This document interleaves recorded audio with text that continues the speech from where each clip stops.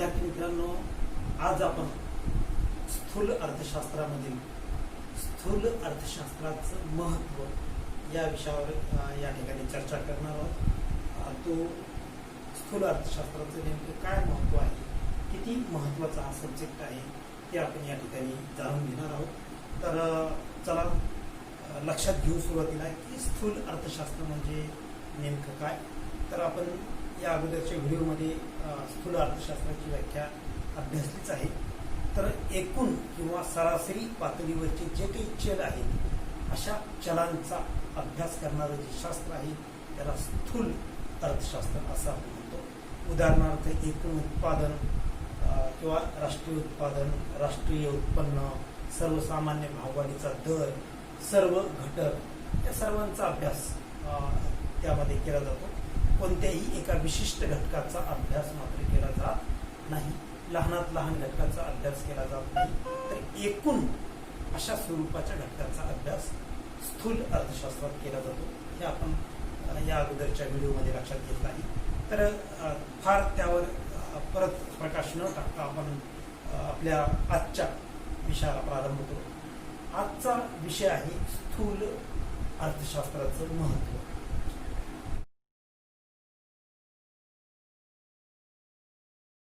मित्रांनो, आपण बघितलं याच्या अगोदर की स्थूल अर्थशास्त्र जे आहे या स्थूल अर्थशास्त्राला एक अप्रोच म्हणून आपण पाहतो, एक दृष्टिकोन म्हणून पाहतो। दृष्टिकोन ह्या अर्थानं की सूक्ष्म आणि स्थूल या दोन दृष्टिकोनाच्या आधारे आपण एखाद्या घटनेचं अध्ययन करतो। ते अध्ययन करण्यास आपल्याला त्याचं महत्त्व अध्ययन करत असताना आपल्याला त्याची उपयुक्तता त्या ठिकाणी दिसून येत असते।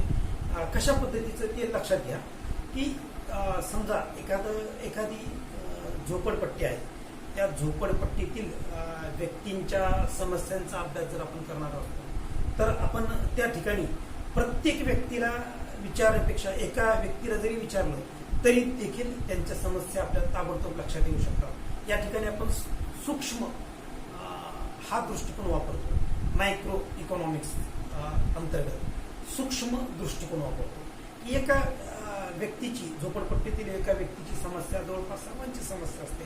पिण्याच्या पाण्याच्या असतील, रस्त्याचे असतील किंवा बाकीच्या काही गोष्टी असतील, त्या संदर्भात आरोग्याच्या वगैरे गोष्टी असतील, किंवा ग्रामीण भागातील विद्यार्थ्याचे प्रश्न, असं जर आपण त्याचं अध्ययन करत असतो तर त्या ठिकाणी आपण सूक्ष्म पद्धतीचा म्हणजे सूक्ष्म दृष्टिकोनाचा अभ्यास म्हणजे वापर आपण करतो।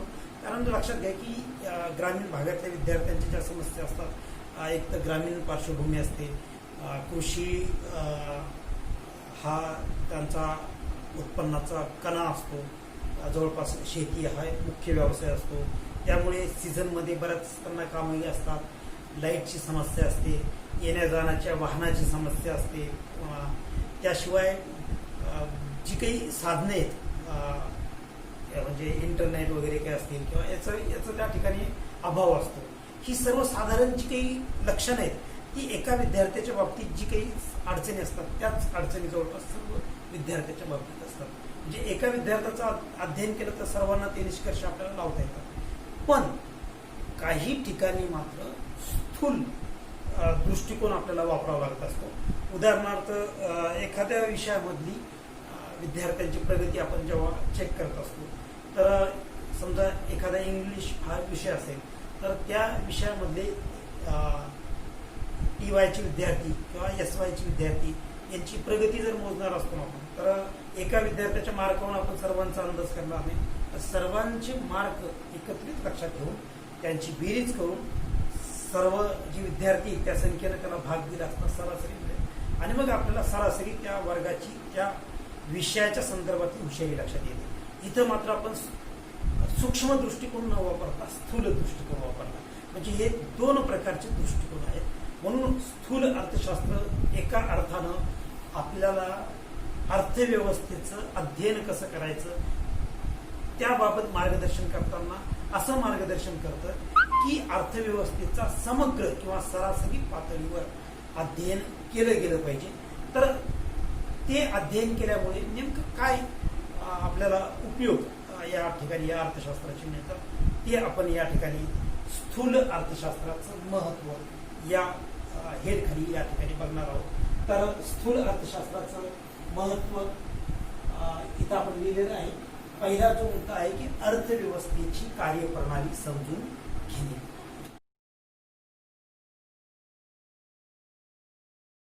सगळ्यात महत्वाचा जो मुद्दा आहे की अर्थव्यवस्था ही आपोआप चालत नाही, कोणीतरी याला चालवत असते.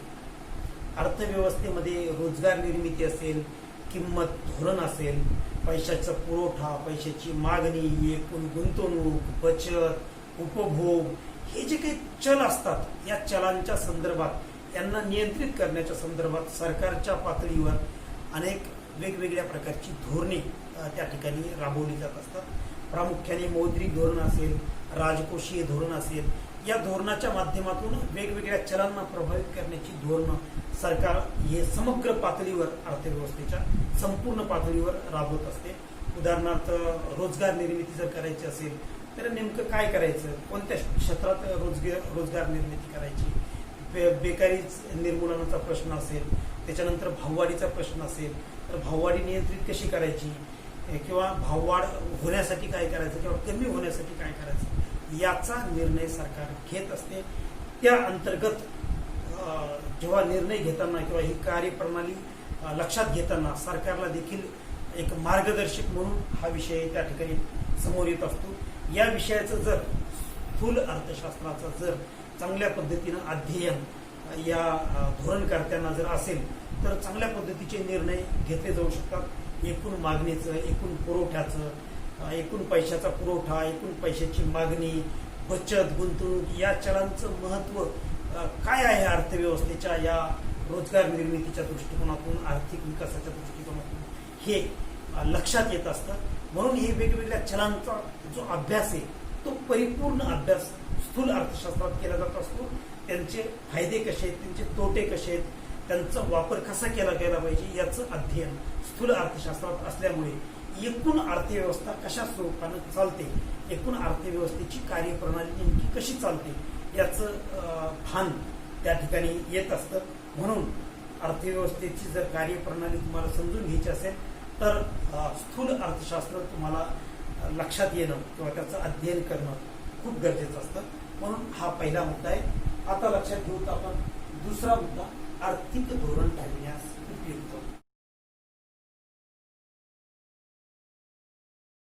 कोणताही देश, कोणतीही अर्थव्यवस्था आपल्याला एका विशिष्ट नियोजनाच्या टप्प्यामध्ये आपल्या देशाची प्रगती करत असते. ही प्रगती करताना देशाचं धोरण नेमकं कसं असायला हवं ते ठरवत असते. मग देशाचं धोरण ठरवताना देशाचं दोन पातळीवर त्याचं धोरण असतं. एक मौद्रिक धोरण असतं, राजकोषीय धोरण असतं. तर या ठिकाणी देशामध्ये रोजगार निर्मिती कोणत्या क्षेत्रात करायची, किती करायची, रोजगार निर्मिती करण्यासाठी गुंतवणूक कशा पद्धतीची करायची, त्याच्यानंतर कशा पद्धतीनं अर्थव्यवस्थेला चालना द्यायची याचा निर्णय सरकार या आर्थिक धोरणाच्या माध्यमातून करत असते. तर हे जे काही धोरण आहेत, मौद्रिक धोरण असेल, मौद्रिक धोरणामध्ये पैशाचा पुरवठा वाढवणं किंवा पैशाचा पुरवठा कमी करणं, याच्यातून अर्थव्यवस्थेला नियंत्रित करण्याचा प्रयत्न केला असतो. तर राजकोषीय धोरणामध्ये देखील जे काही सार्वजनिक कर्ज असेल, सार्वजनिक खर्च असेल, सार्वजनिक कर्ज असेल किंवा कर धोरण असेल, या सर्वांचा एकूण सरासरी संपूर्ण अर्थव्यवस्था लक्षात ठेवून हे धोरण आखले जात असतात. म्हणून उपभोग, गुंतवणूक, बचत, रोजगार निर्मिती, बेकारी दूर करणे या संदर्भात किंवा भाववाढीच्या संदर्भात जे काही धोरण सरकारच्या पातळीवर किंवा सरकारी पातळीवरून संपूर्ण देशासाठी राबवलं जात असतं, ते धोरण निर्धारित करण्यासाठी स्थूल अर्थशास्त्राचं ज्ञान असणं अतिशय महत्वाचं असतं. म्हणून स्थूल अर्थशास्त्र हे धोरण ठरवण्यासाठी धोरणकर्त्यांना मार्गदर्शक ठरत असतं, हे त्याचं महत्व आहे. त्यानंतरचा तिसरा प्रश्न आहे बेकारीचा प्रश्न समजून घेण्यासाठी व त्यावर उपाययोजना करण्यासाठी.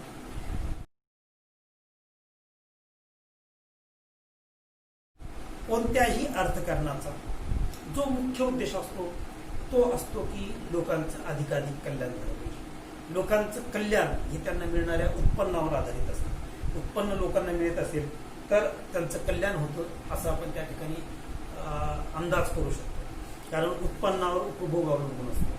म्हणजे उत्पन्न मिळण्यासाठी त्यांना काम मिळणं गरजेचं असतं. काम मिळणं म्हणजेच बेकारी कमीत कमी होणं. जेव्हा एखाद्या राष्ट्रामध्ये बेकारी अतिशय कमी असते तेव्हा ते राष्ट्र उत्पादनाच्या बाबतीत सर्वश्रेष्ठ ठरत असतं. उत्पादन त्या ठिकाणी जास्त होत असतं. उत्पादन झाल्यामुळे एक काम करणारे जे घटक असतात त्यांना उत्पन्न मिळतं. ते मागणी करू शकतात. त्यांचं राहणीमान उंचावलं जातं आणि उत्पादनाला देखील मागणी त्या ठिकाणी निर्माण होत असते. अशा पद्धतीने अर्थव्यवस्थामध्ये रोजगार जर वाढत असेल तर अर्थव्यवस्थेचं चित्र आशादायी किंवा सकारात्मक अशा स्वरूपाचं असतं. म्हणून विद्यार्थी मित्रांनो, रोजगार हा महत्त्वाचा प्रश्न असतो. कळीचा प्रश्न असतो. लोकांच्या जीवन मरणाशी निगडीत असा हा प्रश्न असतो. म्हणून कोणत्याही सरकारला बेकारीचं स्वरूप कसं आहे त्या अर्थव्यवस्थेचं ते जाणून घेण्याच्या दृष्टिकोनातून व ही बेकारी दूर करण्याच्या दृष्टिकोनातून काय उपाययोजना करता येतील, त्याच्या संदर्भात कोणते सिद्धांत आहेत, कशा पद्धतीनं त्याचा अवलंब केला पाहिजे, तर याबाबत मार्गदर्शन करण्याचं काम स्थूल अर्थशास्त्र करत असतं.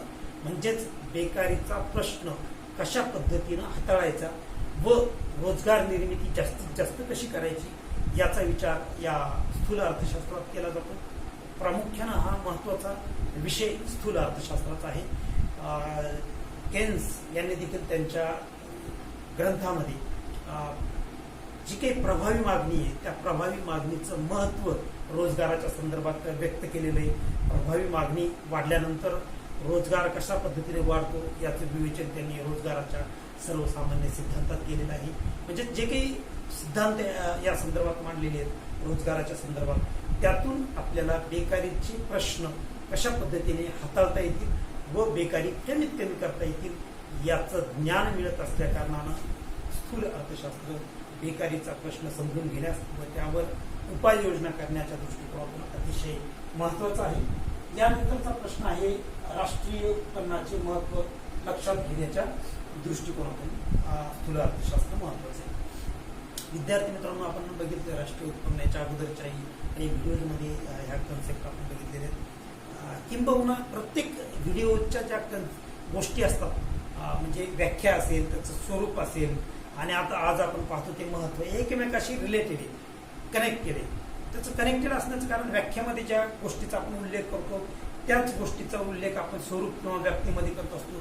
त्याच गोष्टी हाताशी धरून त्याचा उल्लेख आपण असं महत्त्वाच्या दृष्टिकोनातून मांडत असतो. म्हणजे एकदा याच्या गोष्टी जे चल आपल्याला माहिती आहेत त्याच चलांचा वारंवार उल्लेख आपण या ठिकाणी करतो. म्हणजे व्याख्यात देखील आपण बघितलं होतं भाववाढ, राष्ट्रीय उत्पन्न, आर्थिक वृद्धी, मौद्रिक प्रश्न, व्यापार चक्र वगैरे वगैरे व्याख्या किंवा स्वरूप याच्यामध्ये बघितलं होतं. त्याच गोष्टी आपण या ठिकाणी महत्त्वामध्ये विशद करत असतो. म्हणून हे सर्व गोष्टी कनेक्टेड आहेत. एक गोष्ट समजली म्हणजे दुसरी गोष्ट आपोआप आपल्याला लक्षात यायला लागते. म्हणून या सर्वांचा एकत्रित विचार करायचा. ठीक आहे, तर लक्षात घेऊन आपण राष्ट्रीय उत्पन्नाचे महत्त्व. राष्ट्रीय उत्पन्न म्हणजे एका वर्षाच्या कालखंडात त्या देशात जे काही उत्पादन घटक आहेत त्यांच्या सहाय्यानं, नैसर्गिक साधन सामग्रीच्या सहाय्यानं, भांडवलाच्या सहाय्यानं ज्या काही भौतिक वस्तू आणि अभौतिक सेवा ज्या काही निर्माण होतात त्यांचं बाजारभावानुसार जे काही मूल्य आहे त्यांची बेरीज केली असता आपल्याला राष्ट्रीय उत्पन्न या ठिकाणी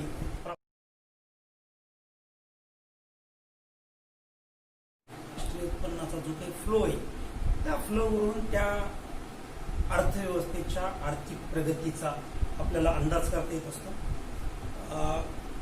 दरवर्षी हे राष्ट्रीय उत्पन्न प्रत्येक राष्ट्राच्या संदर्भात वाढत जात असते. असं असलं तरी वेगवेगळ्या क्षेत्राचा राष्ट्रीय उत्पन्नातला वाटा नेमका कशा स्वरूपाचा आहे हे त्या ठिकाणी बघून आपल्याला अर्थव्यवस्थेच्या प्रगतीचा अंदाज त्या ठिकाणी करता येत असतो. म्हणून विद्यार्थी मित्रांनो, राष्ट्रीय उत्पन्न ही संकल्पना अतिशय महत्त्वाची आहे. त्या संकल्पनेच्या सहाय्यानं देशाला आपल्या राष्ट्राची शक्तीचा अंदाज येत असतो, उत्पन्नाचा अंदाज येत असतो. त्या अंदाजावरून सरकारला वेगवेगळी धोरणे कशी आखायची त्याबाबत कल्पना येत असते. धोरण ठरविण्याच्या दृष्टिकोनातून ही संकल्पना अतिशय महत्त्वाची असते आणि या संकल्पनेचा परिपूर्ण अभ्यास हा स्थूल अर्थशास्त्रात केला जात असल्या कारणाने राष्ट्रीय उत्पन्न ही संकल्पना अभ्यासणे गरजेचे असते. म्हणून राष्ट्रीय उत्पन्नाची जे महत्त्व आहे ते या स्थूल अर्थशास्त्रामध्ये विषद केलेले असल्या कारणाने स्थूल अर्थशास्त्र अतिशय महत्त्वाचं आहे. त्यानंतरचा मुद्दा आहे आर्थिक वृद्धी तथा विकासाची स्पष्टीकरण करण्यासाठी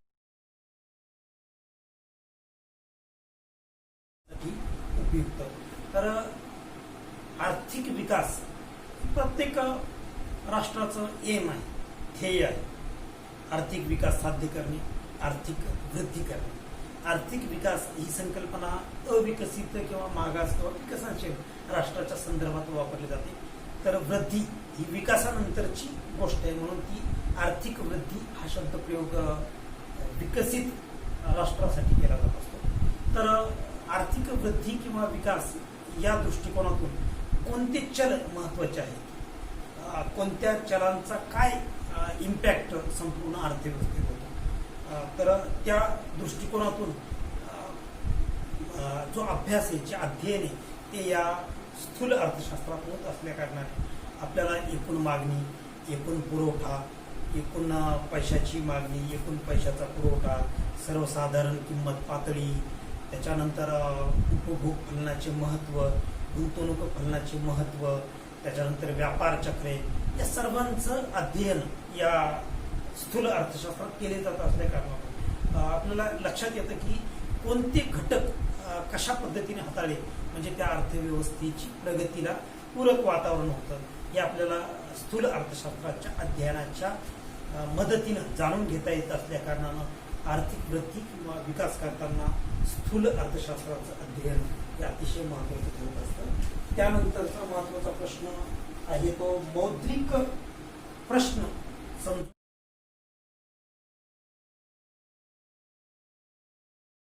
घेण्यास स्थूल अर्थशास्त्र हे अत्यंत उपयुक्त ठरत असतं. मौद्रिक प्रश्न जे असतात, उदाहरणार्थ एकूण पैशाची मागणी, अर्थव्यवस्थेसाठी एकूण पैशाचा जो काही मागणी आहे ती, एकूण पैशाचा पुरवठा जो काय आहे तो, एकूण पैशाची मागणी आणि एकूण पैशाचा पुरवठा यांच्या अनुषंगाने भाववाढीचा दर कशा पद्धतीचा ठरत असतो किंवा एक वेगवेगळ्या चलांवर याचा काय परिणाम होतो, व्याजदरावर काय परिणाम होतो, गुंतवणुकीवर काय परिणाम होतो, रोजगारावर काय परिणाम होतो, भाववाढीवर काय परिणाम होतो, ते या संदर्भात आपल्याला जाणून घेता येतं. आणि म्हणून लक्षात घ्या की मौद्रिक ज्या काही बाबी आहेत, एकूण पैशाचा पुरवठा आणि एकूण पैशाची मागणी, या दोन गोष्टीच्या अनुषंगाने जे वेगवेगळे घटक आहेत त्यांच्यावर काय परिणाम होतो याचं अध्ययन या स्थूल अर्थशास्त्रात केलं जात असल्यामुळे या विषयाच्या मदतीने मौद्रिक प्रश्न हाताळणे व त्यांना नियंत्रित करणे, त्यांच्यावर उपाययोजना करणे हे आपल्याला शक्य होत असल्या कारणाने स्थूल अर्थशास्त्र अतिशय महत्त्वाचं त्या ठिकाणी आहे. त्यानंतरचा शेवटचा जो मुद्दा आहे तो आहे व्यापार चक्राचे स्वरूप समजण्यास महत्त्वाचे. व्यापार चक्र म्हणजे काय, तर व्यापार चक्र म्हणजे अर्थव्यवस्थेमध्ये जी काही तेजी आणि मंदी येत असतात या दोन बाबींच्या सहयोगाला किंवा सहयोग म्हणण्यापेक्षा सहअस्तित्वाला आपण एक व्यापार चक्र असं संबोधतो. व्यापार चक्रामध्ये तेजी आणि मंदी विरहित विकास कधीही होत नाही असं भांडवलशाही अर्थव्यवस्थेमध्ये अर्थतज्ञांनी स्पष्ट केलेलं आहे. म्हणजे अर्थव्यवस्था तेजी आणि मंदीतून जाऊनच प्रगती ती करत असते. तेजीनंतर मंदी आणि मंदीनंतर तेजी येत असते हे वारंवार सिद्ध झालेले आहे. तर या ठिकाणी तेजी मंदीचे चक्र म्हणजेच व्यापार चक्र जरी अर्थव्यवस्थेत असले तरी तेजी फार टोकाची निर्माण होणार नाही किंवा एकदम अर्थव्यवस्था घसरून मंदीच्या खाईत जाणार नाही. तर या तेजीला आणि मंदीला नियंत्रित करून अर्थव्यवस्थेचा एक विशिष्ट प्रोत्साहन देणारा, अर्थव्यवस्थेला प्रोत्साहन देणारा असा आर्थिक विकासाचा दर राहील अशा पद्धतीनं धोरण कसं आखता येईल याचं ज्ञान आपल्याला व्यापार चक्राच्या माध्यमातून लक्षात येत असतं आणि म्हणून व्यापार चक्राचं सिद्धांताचा अभ्यास स्थूल अर्थशास्त्रामध्ये केला जात असतो आणि त्यामुळे अर्थव्यवस्थेला व्यापार चक्रापासून संरक्षण देण्याच्या दृष्टिकोनातून ज्या काही उपाययोजना आहेत त्याचं ज्ञान आपल्याला प्राप्त होत असतं. म्हणून देखील स्थूल अर्थशास्त्र हे महत्त्वाचं ठरत असतं. तर विद्यार्थी मित्रांनो, स्थूल अर्थशास्त्राचे जे महत्त्व आहे ते या वेगवेगळ्या चलांच्या संदर्भात आपण पाहिले की अर्थव्यवस्थेची कार्यप्रणाली समजून घेणे नंबर 1, नंबर 2 आर्थिक धोरण ठरविण्यास उपयुक्त, नंबर 3 बेकारीचा प्रश्न जो आहे तो समजून घेऊन तो सोडवण्यास उपयुक्त, नंबर 4 राष्ट्रीय उत्पन्न ही संकल्पना कशी महत्त्वाची आहे त्याचं महत्त्व लक्षात घेण्याच्या दृष्टिकोनातून स्थूल अर्थशास्त्र महत्त्वाचं आहे. त्याच्यानंतर नंबर 5 आर्थिक वृद्धी किंवा विकासाचे प्रश्न जाणून घेण्याच्या दृष्टिकोनातून देखील स्थूल अर्थशास्त्र महत्त्वाचं आहे. त्यानंतर नंबर 6 मौद्रिक प्रश्न समजून घेण्यास देखील स्थूल अर्थशास्त्राचं अध्ययन गरजेचं असतं. त्यानंतर व्यापार चक्राचे जे काही सिद्धांत आहेत किंवा व्यापार चक्राचे स्वरूप समजून घेऊन त्यावर उपाययोजना करण्याच्या दृष्टिकोनातून ज्ञान आपल्याला या स्थूल अर्थशास्त्रातून मिळत असल्याकारणानं ते महत्त्वाचे आहे. या सर्व मुद्द्यांमुळे आपल्याला लक्षात येतं की स्थूल अर्थशास्त्र हे खरंच किती महत्त्वाचं आहे. त्या माध्यमातून आपल्याला संपूर्ण अर्थव्यवस्थेची समग्र पातळीवरची जाण आपल्याला येत असते. कोणत्याही सरकारला आपली आर्थिक धोरणं ही संपूर्ण अर्थव्यवस्था डोळ्यासमोर घेऊनच राबवावी लागत असतात. त्या दृष्टिकोनातून सरकारला हे स्थूल अर्थशास्त्र अतिशय वेगवेगळ्या स्तरावर मार्गदर्शक ठरत असतं. हे देखील या ठिकाणी ध्यानात घेणं गरजेचं आहे. किंवा आपण सर्वांनी स्थूल अर्थशास्त्राचे महत्त्व ही जी संकल्पना आहे त्याची चर्चा या ठिकाणी ऐकली. त्याबद्दल आपल्या सर्वांचे धन्यवाद. थँक्यू.